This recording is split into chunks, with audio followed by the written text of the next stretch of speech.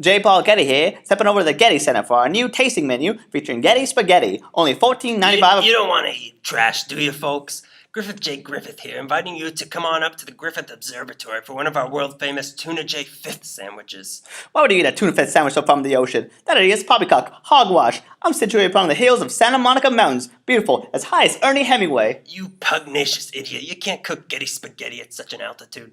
Apologies, my dear boy. I can't hear you over the sound of my oil derricks cashing in bags with dollar signs up all the way up here at the Santa Monica Mountains. Mount Hollywood. Santa Monica. Hollywood. Santa Monica. Santa Monica. Hollywood. Santa Monica.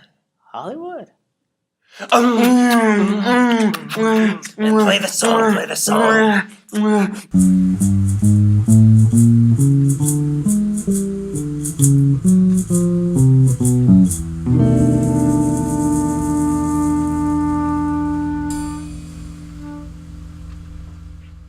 Hello and welcome to episode 4 of LA Meekly, the podcast. I'm Daniel. I'm Greg. As usual. Unfortunately. So sorry. One day professionals will get in here. It's going to be great. One day we'll be replaced. I assure you. My robots! Not that robot, I'm so sorry, robot. I'm so sorry, robot. It's the sound of us getting replaced. Oh, boy. So, this episode, we are fabricating a rivalry between the Griffith Observatory and the Getty Center. I got the idea from... I have the art book for Tony Millionaire, and he has a thing. One of his drawings is a battle between the observatory and the Getty Center because he felt that the beautiful Art Deco observatory has such a beautiful look to it, and it's dedicated to astronomy and science. And the Getty Center, which is dedicated to art, is very square. And he brought it up, and I keep thinking about it. So when we want to do something on one of the museums, we're just like, why don't we just do both and if, like you said, fabricate a rivalry? Why don't we kill two museums with one podcast? Both of the men have J in their name, so we figured that they were rivals. Mm-hmm. Yeah, that's a good one. Yeah. Not only were they two of the wealthiest citizens ever of Los Angeles, but they were also transplants from other parts of the world that fell in love with Los Angeles and made it their own. They both wanted to bring humanity and civility to this city, which it so desperately needs people. It was basically Australia before these two men stepped in. We were just New York's prisoners when the city was founded. One wanted to sort of civilize the city through science, and one wanted to do it through art, but they both wanted them to be given freely to the public at all times. So they're two creations. They were on two competing mountain peaks in the city. They've been called cultural bookends to LA. I like that. And now we're going to settle this once and for all, which is better. No survivors. Do you have anything else to say before we start? I like that both of these museums they have a detached feeling. Not detached from the city, but getting there seems very detached to me, and I kind of enjoy that. Getting to the Getty, you have to park, but then you take the little tram ride up the mountain, and you're like, oh, I'm not in LA. I'm kind of detached. I'm high above everything. Same thing with the observatory, where you go up Vermont and you cease being on like Los Feliz Boulevard. Suddenly you're going through the mountains and everything. It feels like you're distancing yourself from the city, and at the end of it, you're high above everything. They both have that quality that you're sitting above everything, looking at the entire city. So let's start with the observatory. Okay. A refresher of who Griffith was, in case you haven't been listening loyally to every episode, which I know you are, Melissa. We want notes. Colonel Griffith J. Griffith, as we all know, the J stands for Griffith, was born in South Wales in 1850. His title of colonel was fake. He bought the favor from the California Guard to give him the title. He came to the U.S. as a teenager and became a reporter and then a mining advisor in San Francisco, eventually starting a mining enterprise of his own in Mexican silver mines, which was how he made his fortune. So then in 1882, he came to LA to start making more money in the expanding city's real estate, and on December 8th of that year, he bought all 4,000 acres of Rancho Los Feliz. Right. He was confident, he was an outgoing man of society around town, and he ended up marrying the daughter of a prominent family by the name of Mary Agnes Christina Mesmer. Outgoing patients of a mental ward, right?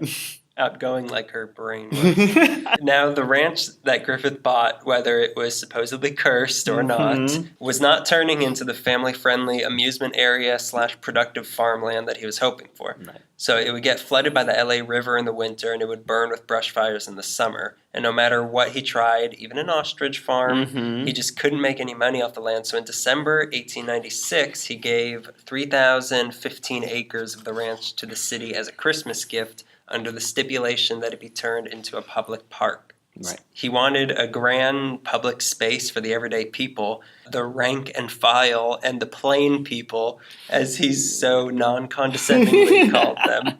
He went to Europe, and he apparently went to Europe and had seen a lot of parks there, and was like, oh, we need something like that over in my Rancho Los Feliz. Over in Haunted Rancho. After this, Griffith went on to get shot in the face by a disgruntled farmer and to increase his already heavy drinking habits. And eventually, this drinking started to affect his brain, and he started becoming delusional and paranoid. And this all led to the exciting climax when he became convinced that his wife was plotting with the Pope to poison him and take his money. So in 1903, he took her to the Arcadia Hotel, made her get on her knees, and shot her in the face. She managed to survive. She called the police. When the warrant was out for him, Griffith said he'd surrender, but he ended up going bar hopping instead.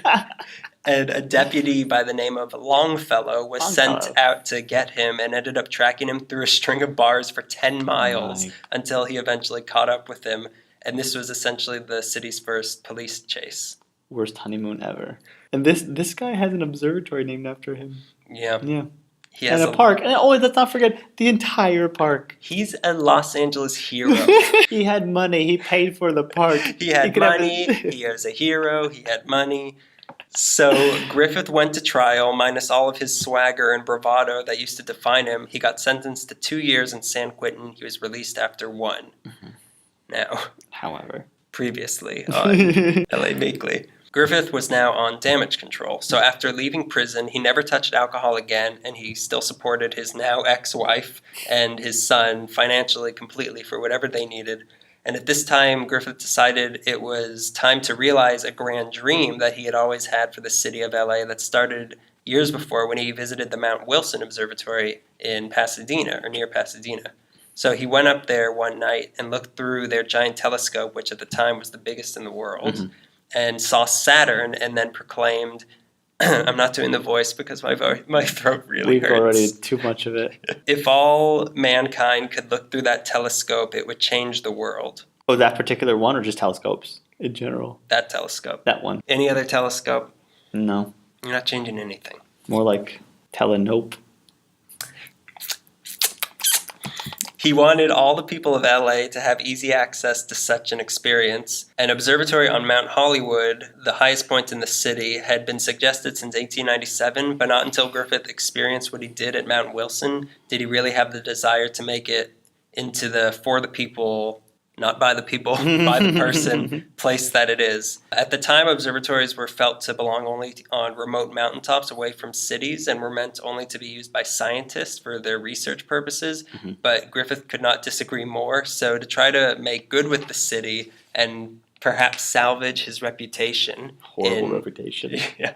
Hey, he had money. Bars loved him. In 1912, he offered the city $100,000 to build an observatory and scientific research center on Mount Hollywood, but the city was reluctant to take this lunatic's money because they didn't want anything to do with him. So then he sweetened the deal in 1913 by throwing in another $50,000 to build a Greek theater up there as well, which is a topic for another episode. Right. But still the city was reluctant. And then on July 6, 1919, Griffith died. But before he died, he set up a very well-endowed trust fund to go forward with the projects in his absence when the time was right. And partly because of his reputation, the time was not right for several more years. And in the meantime, during the mid-1920s, a new public interest in amateur astronomy as a hobby started to arise as more affordable and amateur telescopes started being produced for sale. But it wasn't until 1930 that the Trust Fund Committee deemed the funds to be sufficient and construction began. He wanted, what was the 3 stipulations? It was the telescope, an exhibit area, and the... Beetlejuice. What was the third one? The star. The star. the theater, which ended up being the planetarium, which was not around. But hey, I'm getting to that. Okay, well, you know I'm what? J-Paul getting to that. Well, then, get to it. As an overall director of the Yes. observatory, the trust chose George Ellery Hale, who was the man who also oversaw the creation of the telescope up at Mount Wilson. The building itself was designed by Russell W. Porter, who was the man who started the amateur astronomy craze. But the challenge in designing this building was not only to have it look good on the front where everyone walked in from, but it had to look just as good from behind where everyone else in the city was looking at it all the time. So a contest was held to decide who would be the architects of the observatory. Yeah. And the winners were Justin C. Austin, who also designed the Masonic Temple on Hollywood Boulevard. Wow, really? The Jimmy Kimmel Temple. Yeah, that's the one. They called it that before there was even a Jimmy Kimmel.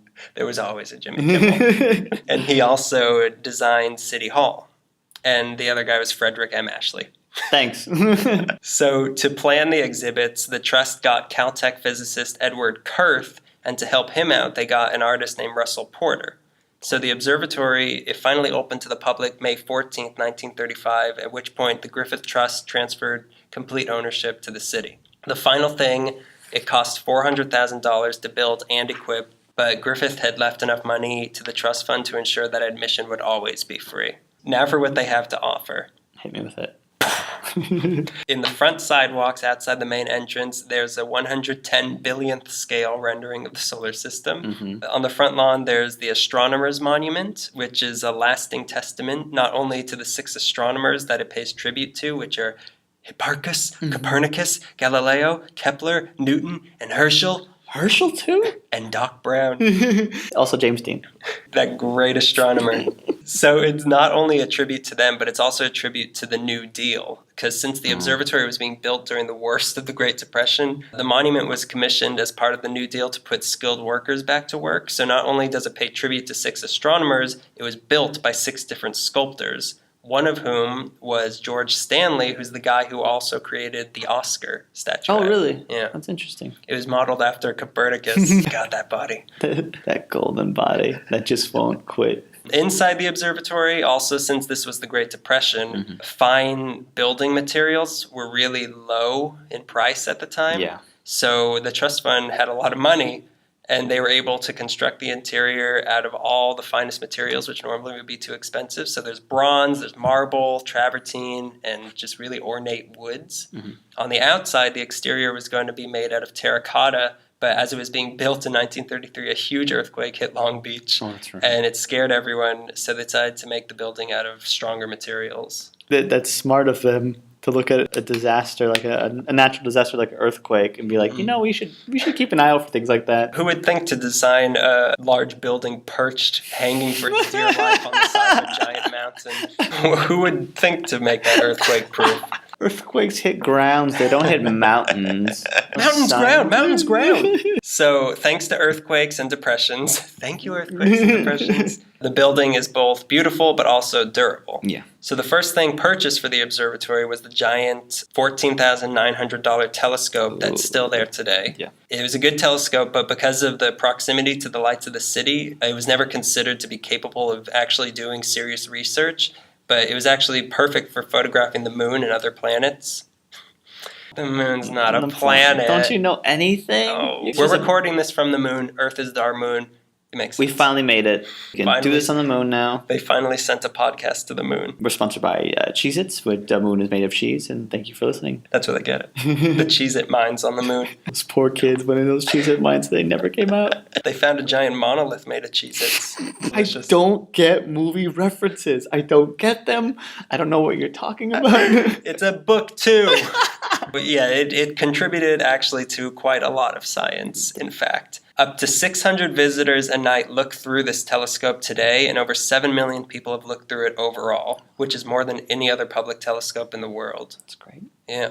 And in 1955, a second slightly smaller telescope was bought for the museum from an amateur astronomer in Whittier who used to have it mounted on top of his car, and he would just drive around looking at things. Wow. I don't know how a car in the handle that. 1950s didn't crumble under a giant telescope. Those cars are the strongest things they were just little tanks you can own. Take the gun off and sell it to him. You're good. Why would you want to drive? Oh, okay, never mind. Why did I think I had the thought that he was trying to drive and look through a telescope. I guess you could park. Periscope up. Also around the perimeter of the building, there's various coin-operated telescopes that you can use to look at the city below. Inside the building is a solar telescope that you can use to look at the sun during the day that's been with the observatory since it first opened. Also inside there is a Tesla coil, which was donated in 1937, but it was missing a few parts. So one of the workers there rebuilt it with the help of a guy named Ken Strickfaden, who, for the second time in a row, the man who did the special effects for the original Frankenstein movie. Really? Yeah, he's back. Yeah, Frankenstein is a child of both these men. He was born out of a Tesla coil. You were saying?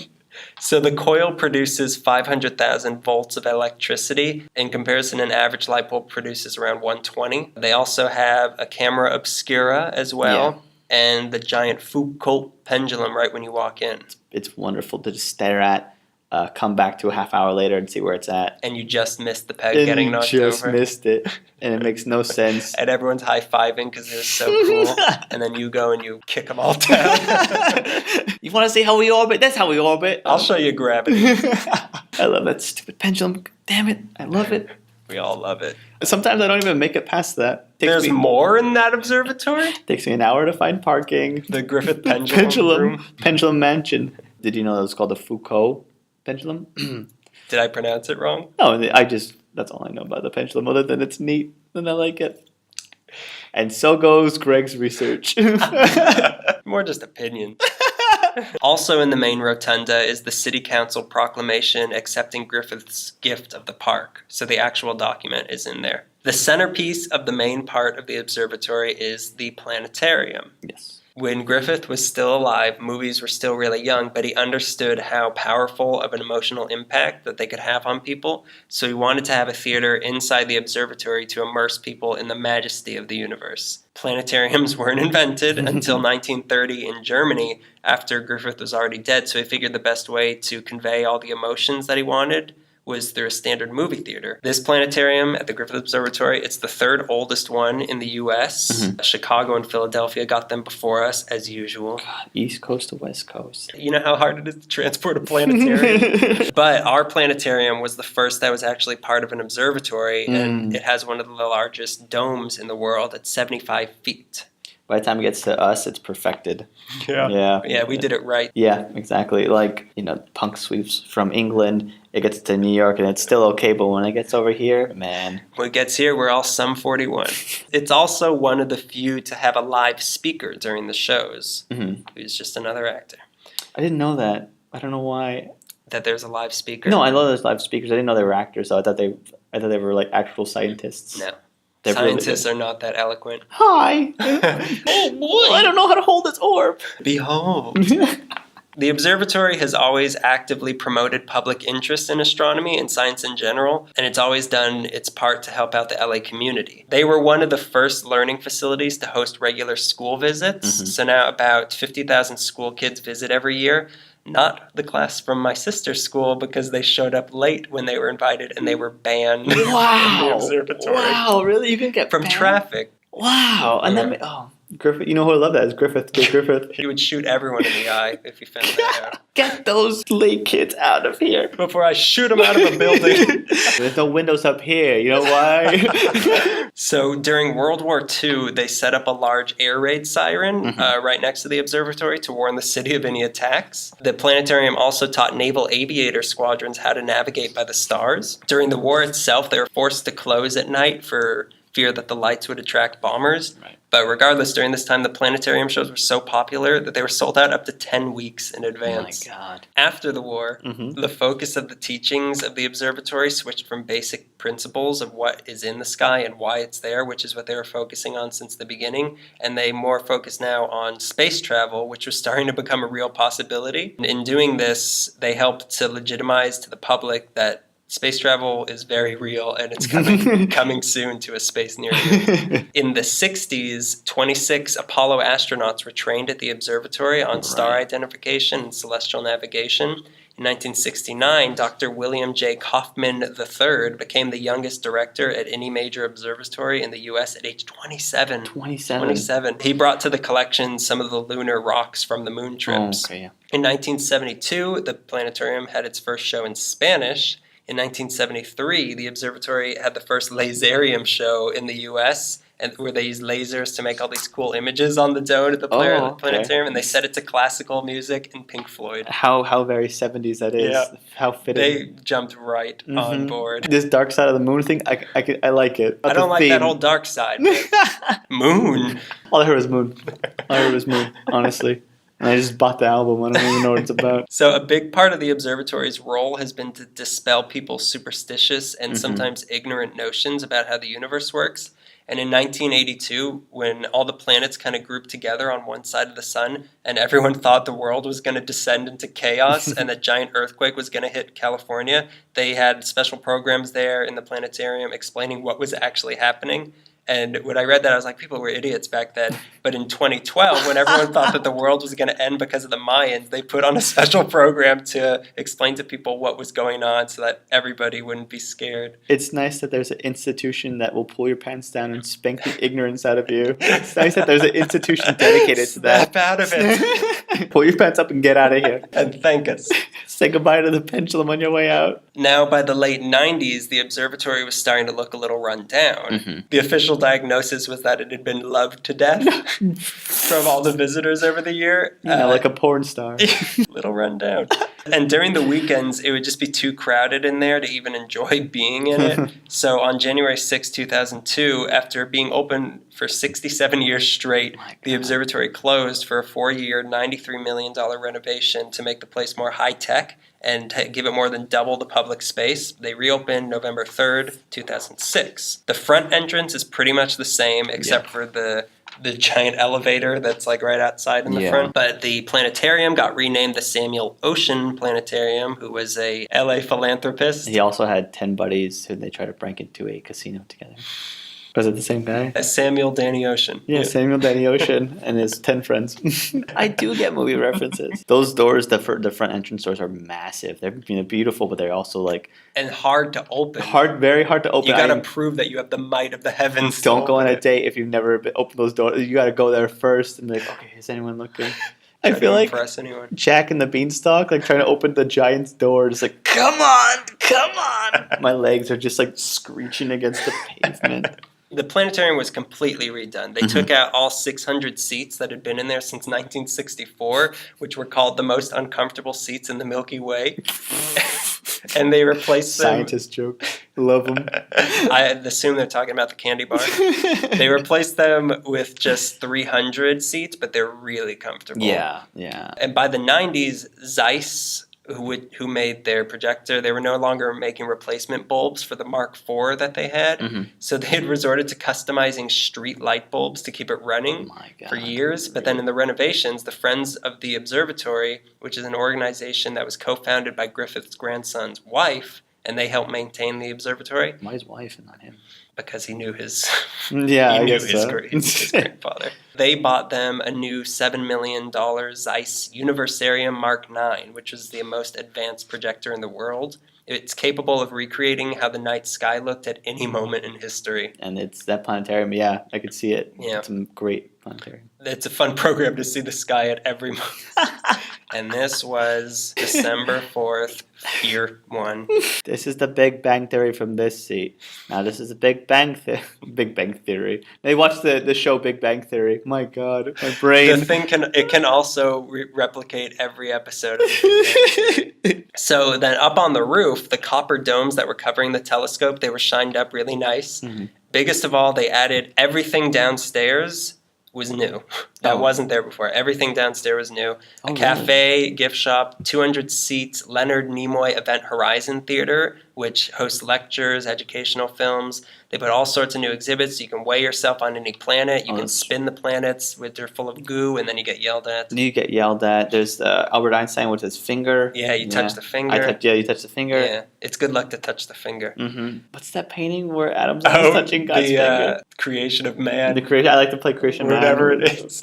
And I love calling him Mark Twain, by the way. There's a timeline of the universe down there made out of celestial-themed jewelry. Mm-hmm. There's the largest stone meteorite in California. There's Apollo moon rocks. There's a 152-foot-long, 20-foot-high single-image photo of a portion of the sky that contains over 1 million galaxies, stars, and other objects. It's the biggest celestial picture in the world. The observatory, it's had a monthly magazine since 1937 called the Griffith Observer that keeps you abreast of recent celestial news. It is very astronomy-driven. When the internet came around, they had the first website in the city. Oh, really? I didn't know that. Yeah, they have free telescope viewings, obviously. They have free star parties, which is the only party I'll willingly go to. They have free sunset walks where they point out everything that's in there. They put up a weekly sky report online telling you what you can look out for in the sky that week. Their website has the moon phases, when the sun rises, when it sets, where the planets are at that moment. Over 75 million people have visited the observatory over the years. All of this for free. No exorbitant parking fees. Nope. You might have to park at the bottom of the mountain. Yeah. Any physical damage brought upon your person, it's worth it because it's free parking. It's the most visited observatory in the world, and it's been referred to as the hood ornament of Los Angeles. I can agree with that. Yeah. I was just about to say it's one of the most visible things other than the Hollywood sign. If the city was Flava Flav, it would be our clock. Yeah.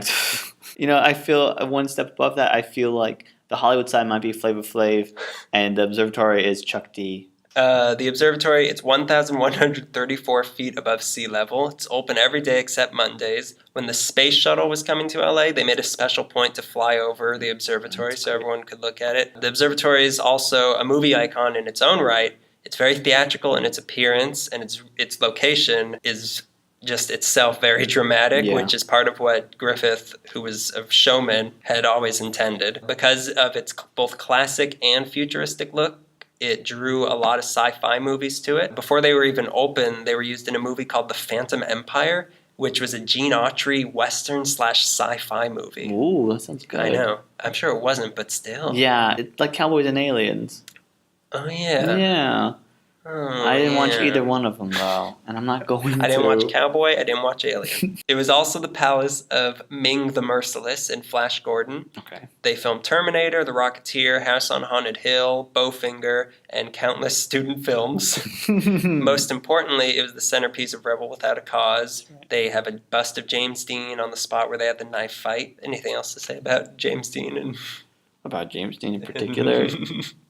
He wasn't a chicken. He's willing to do almost anything to prove that. Much like Marty McFly. And I believe the tunnel on the way up to the observatory is the one that's used in Back to the Future 2. I think it is. I always think that when I go into it and I get panicked that Biff is going to hit me. And then you try to sing Back to the Future, but you end up singing the Jurassic Park theme song. I want to say that it was in Who Framed Roger Rabbit. It is. Yeah.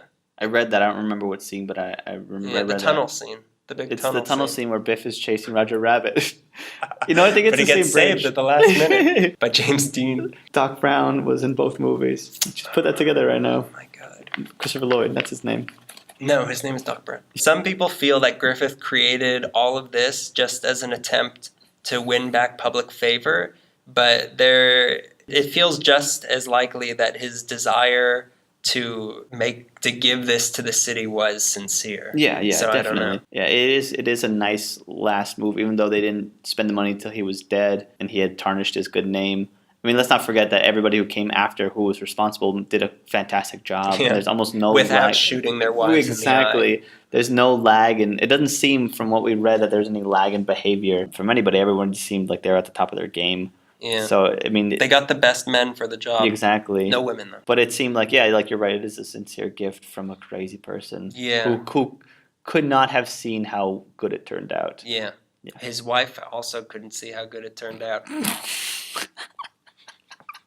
Let's go Getty. Ready for Getty? I'm ready for spaghetti.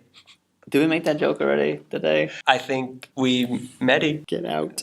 You get out now. Getty out of here. Round two. Round two. In this corner, we have J. Paul Getty. The J stands for Griffith, as we know. He was born December 15th, 1892 in Minneapolis, In 1903, his family moved to Oklahoma as part of his father's very successful oil business. In 1905, his family moved again to Los Angeles, where he attended the Harvard Military Academy, which is now Harvard Westlake. Is that right? And he also went to Polytechnic High School, which I'm not sure where that is. I want to say Pasadena. Polytech.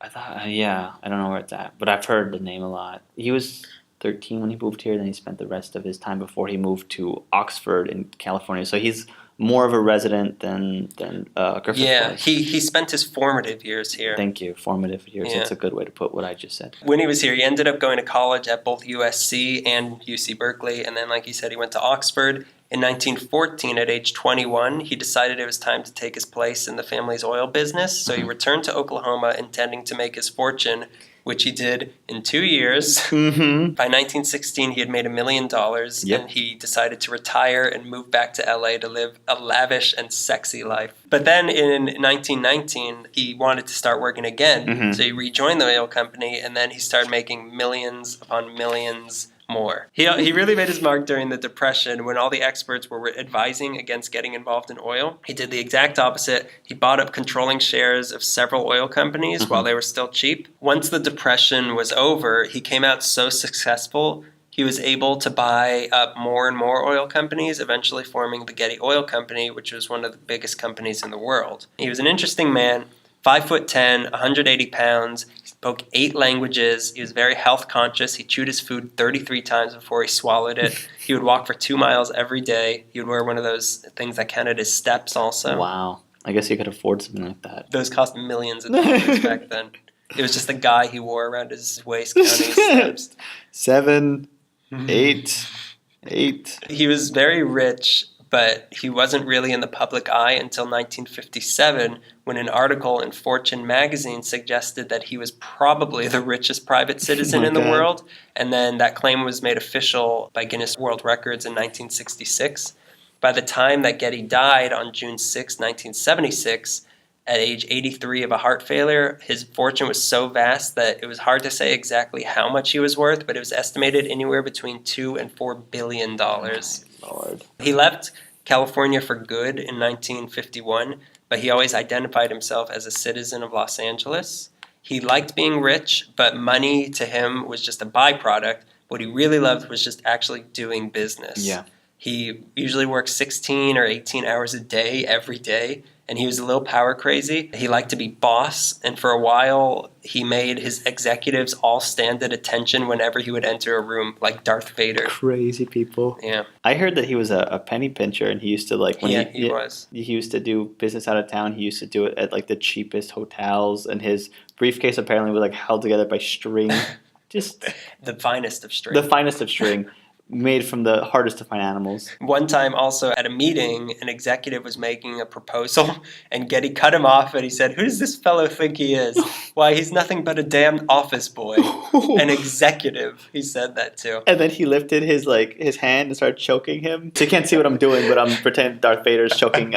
Don't try to frighten me with your oil ways. Like you were saying, he prided himself in his thriftiness. Mm-hmm. He was bragging about washing his own socks. He said, "I've done it and I'll probably do it again." He just knew how to relate to people. Rich people. They just don't get it. Something he was not so good at was relationships. Go on. He was married 5 times. He was divorced 5 times. No. All the women he married were younger than he was. His business drive and his desire for power alienated him from all of them. I don't see how that's even possible. Women love power. They love clean socks. What was the problem? A man who cleans his own socks. Sign me up. 4 out of the 5 relationships didn't last longer than 4 years. Mm-hmm. His feelings about this at the time were that a lasting relationship with a woman is only possible if you are a business failure. And that the only regret he had about his divorces was that he doesn't like anything to be unsuccessful. Business failure, so that's the ticket. That's what I gotta try. His dad was really proud of what he made out of his business, but he was shocked by his lack of ability to have any sort of lasting relationship with anybody. So out of the $10 million that his dad had when he died, he only left him $500,000. Only. Only. But I'm sure he made it into 45 could I'll surely parlay die. Be better at the horse races. Bought the horse, made sure it won. Bought all the horses, made sure they all won. So women weren't his only problem. Being as rich as he was, everybody, of course, wanted a piece of what he had. Right. He got more than 3,000 letters every month from complete strangers that were just asking him for money, even though in reality he never carried more than $25 on him. And whenever he'd go out to dinner with a large group of people, the bill was always handed right to him. And when he was tipping, if he only gave a little, they would say he's cheap. If he gave a lot, they would call him a show-off. Mm-hmm. He was constantly being overcharged for things, and he never knew who all the people who actually liked him, did they like him for himself or did they just like him for his money? In 1973, listen. Yeah, I'm listening. I'm not making teardrops. It ain't easy being rich. In 1973, his grandson, J. Paul Getty III, was kidnapped in Italy and held ransom for $16 million. Wow. At first, Getty thought it was just a con by the grandson trying to get more money from his old grandpa. And then he got a finger in the mail. Listen to this. A second ransom letter was sent that never got delivered because of an Italian postal strike. So then the kidnappers cut off his grandson's ear and mailed it to the newspaper. And then after this, Getty. After this, Getty still refused to pay the ransom because It wasn't the good ear. It wasn't. It wasn't the good ear. How many ears do you need? When I heard this, I was like, oh, that's horrible. But then I kind of thought about it. It kind of makes sense. His reasoning was, I have 14 other grandchildren. If I give 1 penny now, then I'll have 14 kidnapped grandchildren. Wow. Which kind of makes sense. I could see that as a Charles Bronson movie. Yeah. Going for Getty. Eventually, the ransom was lowered to $3.2 million that Getty helped partially pay for. But the experience left the grandson so traumatized he eventually became addicted to drugs and drinks, which eventually led to him becoming blind, paralyzed, and speechless. This kid's mom also died of a drug overdose. Another one of his grandsons founded Getty Images, which has no affiliation with the Getty Museum, which I've always wondered, so it doesn't. But by the end of his life, much like Griffith, he was filled with really deep regrets about how he lived, and he is quoted as saying, I hate and regret the failure of my marriages. I would gladly give all of my millions just for one lasting marital success. Most of this can be seen in the film There Will Be Blood. In the end, he beats... I don't want to spoil it. So Getty was also a slightly prolific writer. He had a lot of witticisms. I bet. He was famous for saying, the meek shall inherit the earth, but not its mineral rights, which is our new motto. Yeah. He wrote 2 books, My Life and Fortunes in 1953 and How to Be Rich in 1965. He wrote a lot of articles in many different publications, including he had a regular column in Playboy magazine from 1961 to 65. Is that right? Yeah, a constant theme in his articles was how strongly he felt that men were barbarians and that art and culture were the only civilizers and that a man who can't appreciate art is no man at all. He himself had a personal collection of art worth over $4 million. So he really strongly felt that art should be readily available to the public. Mm-hmm. He gave a lot of art to LACMA starting in 1948. In 1953, he set up the J. Paul Getty Trust to provide for the diffusion of artistic and general knowledge. And this led to the opening of a small museum in 1954 on his Malibu ranch, the foundation of which being Getty's personal collection. That was on his ranch? I didn't know that. Yeah, all that land was his. He had this huge area in Malibu. The Boo. He called it the Boo. Yeah, the Boo. The Mboo. As the collection began to grow out of this tiny museum, they built a bigger one on the same property known as the Getty Villa in 1974.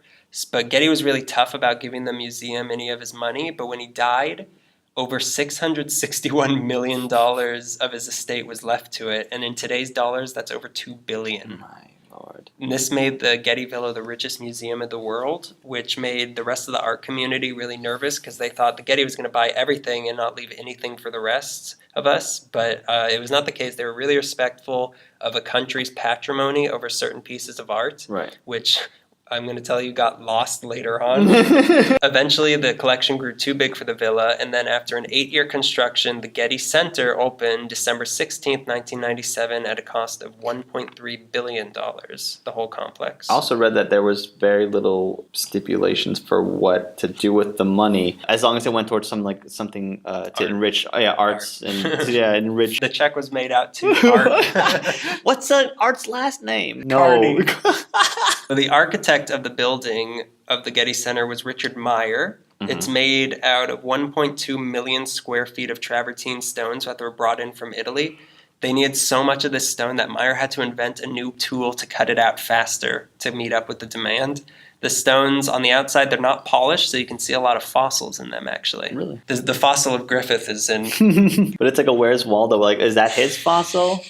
No, or is it that can't just be. a trilobite that looks like Griffith? Great lengths were gone to make it earthquake-proof, of course. Yeah. It was designed to let as much natural light in as possible. Its central garden has over 500 varieties of plants in it. There's a 1 million-gallon store tank of water and a helipad right next to it, just in case there's any brush fires. Ooh. But the Getty Center, it's not just a museum, it's a whole cultural complex. Yeah. In addition to the museum, there's the Getty Research Institute, the Getty Foundation Building, the Getty Conservation Institute, and the J. Paul Getty Trust administrative offices. He was so vain. Yeah. It's all about him. He had a little stamp with his name. That's mine, that's mine, that's Mine, mine. I went to the Getty to do research I was taking a course on history of books and libraries, and they had something on like illuminated manuscript that I needed.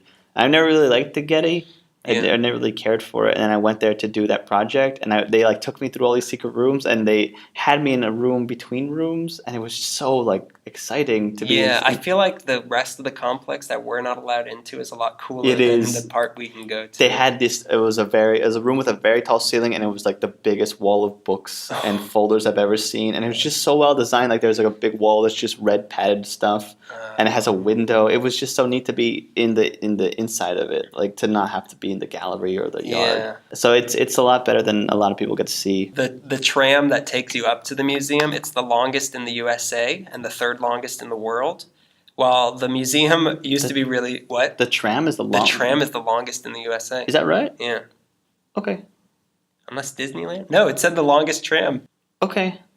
If anyone challenges that, I'm just thinking of. I guess that's the problem is I always underestimate how long it is. Disneyland is a monorail. You're the smartest person I know right now. How about now? You lost it.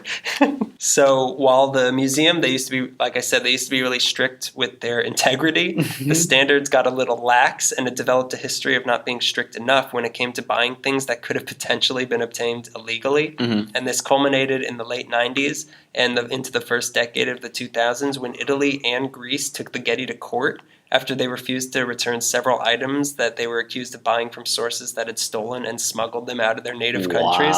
And eventually the Getty, they agreed to return 40 of the 46 items in question. All the charges were dropped, but relations with Greece and Italy were very severely strained. Nowadays, the Getty is very culturally oriented, and while the collection might not be the most impressive, the place itself is very alive. Yeah. They show a lot of classic movies at their theater. I watched Elvis movies there. Oh, that's right. Getty loved Elvis. They have free outdoor concerts. They have live theater, lots of talks and lectures. They have the Saturdays off the 405 where there's live music and food and drinks out there. They have a really cool Twitter and Tumblr page that gives you a lot of art news and a lot of just different things. The museum is free, but $15 to park there, $10 after 5 p.m. They close at 5:01. I read when they first opened, in 1997, the parking was $5. And I was kind of like, oh, remember when parking was $5? But I could think in 1997, I would have been furious too. Like, $5? $1997. It's a very lovely place. I don't like it as much as the observatory, but it's in a nice spot. Saving our opinions for the You closing are thoughts. right. I thought the parking was the closing thought. I thought we would agree that the parking was the closing thoughts for both of them. I have more. You go on after parking. The Getty was also the Starfleet headquarters in Star Trek Into Darkness. Is that right? Yeah. There's what is our relation to the original Starfleet Academy? We are in the original Starfleet That's Academy. Right. Spock is recording. It was from that season. We were there in the summer when they were filming it, and everyone was dressed in red. And we had a picture. So when there's some explosion on the thing, if you look really closely, you can't see us. There's also a picture somewhere out there of Getty with Ringo Starr that I couldn't find, but I really want to see. We have to find it. In this fabricated rivalry, one voter has already chosen sides. A 125-pound mountain lion named P-22 that used to live in the Santa Monica Mountains. Hey, it's a beautiful name. You don't know their culture. It used to live in the Santa Monica Mountains near the Getty, but it didn't want to compete with the other mountain lions that were in the area, so it moved, crossing both the 101 and the 405, and surviving. It moved to Griffith Park, and it now prowls around the observatory at night. My lord. I can't even in a car make it across the 405. I don't know how a mountain lion did it. What kind of car does a mountain lion drive? Range Rover. Safari. The Jeep Safari. Mountain lions don't live in the safari, idiot. What's the joke? Yeah, they don't live in the safari. Safari lions. The great safaris of Africa. It's strange that both men had such good intentions, and they're both places that are meant for enlightenment, like public enlightenment. They don't charge. They're both good places to do research, but neither one of them really got to see their places come to life. No, they didn't. It's funny that the Getty is an art institute built from oil, an oil career, and the observatory is a place for science built by mining. Yeah, it's kind of strange. By miners. By miners, the miner 49ers, yeah. They were all underage. That's how they built it so cheap in the Depression. Those little hands, just carved. Yeah, they were built from the earth. Yeah, it's interesting. And they were put on top of the earth to dominate it. And these are monuments to men, and they should compete. And who cares if there's a big ridge in the middle and you can't see, they're divided. I remember being on the walkway of the observatory. There was a British couple, and they were looking so hard for the Getty, and they were so upset that you couldn't see one from the other. I'm like, well, what would it be? And I was like, it's on the other side of those mountains, and they were just so frustrated. Comparing the men, to sum up, they both had deep regrets in their lives. I love it. They both had failed marriages Love it. Very different reasons. Very different reasons. Getty believed in art for the people. Griffith believed in science for the people. The buildings themselves, one celebrates science and learning, one celebrates art and culture. The Getty was built to celebrate the day with its big windows and all the light that it lets in. Right. The observatory was built to celebrate the night. It's so, I want to say dank, but it's not it's not gross in there, but it's very dark in there. Yeah, it's very dark in there. It's very unnatural light, but it's obviously how it plays out. Who wins? We should go to both. We should take the bus to the Getty so we don't have to pay for parking, and then hitch a ride to the observatory on a mountain lion, all the way to the top, all the way to the front door. Yeah, the observatory is old Hollywood, representing everything that The Getty is very bland looking, but I going into this, I was like, well, obviously the observatory is better. But then I was like, well, the Getty does have. The Getty has a really cool. They have. So, cool culture. They're very alive. The observatory has stuff on, but it's more just... it's not as social. Yeah, exactly. It's not as social as the Getty. The Getty, like I was going to say, it's very like late 90s, early 2000s, where it's like a gathering place. Yeah, it's a nice living room for the city. The observatory is our cellar. Could also be a den, but okay. It's a cellar. You're just going for that dank feeling, aren't you? They both have really cool views, very different views. Yeah, exactly. You could see the whole ocean at the Getty. You get crushed by the buildings at the observatory. I don't know. What do you choose? What's your choice? If I had to pick one, it'd always be the observatory. But studying the Getty, studying John Paul Getty, and looking at pictures to do this, I was like, oh, you know what? I do like the Getty more than I keep. I don't give it enough credit, but I do like the Getty a lot more than I give it credit for. I'd marry the observatory. Oh. I'd have an affair with the Getty. What an affair would be. It would end with the Griffith shooting in the face, right in the face. Why do you have travertine all over your collar? It's nothing. Leave me alone. Let's go to the arcade. We should have done them both separate episodes, but I'm glad that we put them together because we get to see comparisons between the two that we probably wouldn't have realized anyways. Yeah. So I'm glad they're surprisingly similar. Yeah. There's a lot of good things that came out of doing both of these at the same time. So I'm glad that we did it this way. Do you think they ever passed each other on the street, the two men, not knowing? Yeah, they probably bumped shoulders, and knowing Getty, he lost count of his steps, and he was really mad, and Griffith was just smoking. Drunk. Yeah, drunk on his fourth cigar of the hour, and then Griffith just has oil on his arm, because he's just, I imagine that Getty... Slimy old bastard. I was very interested to learn that Getty was, he wasn't like an LA native, but he did spend a lot of his youth here. He was raised here more than Griffith was. That's another question. Who was better for the city as a person? Was it Griffith or Getty? It's hard to say, really, because... Griffith.